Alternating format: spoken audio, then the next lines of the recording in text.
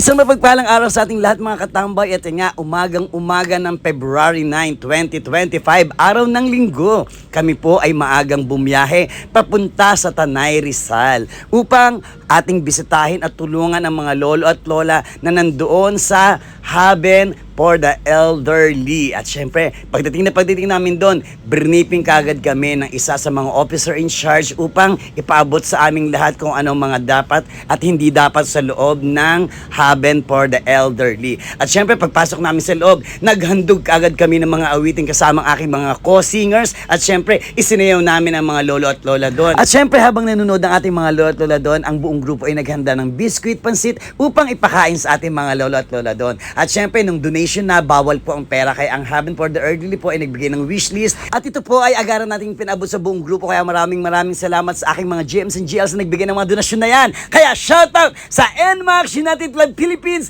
and Goodman Riders Club na walang sawang tumutulong sa ating mga kababayan. Abangan niyo po kami sa mga susunod naming charity. God bless to all and maraming salamat po sa panonood.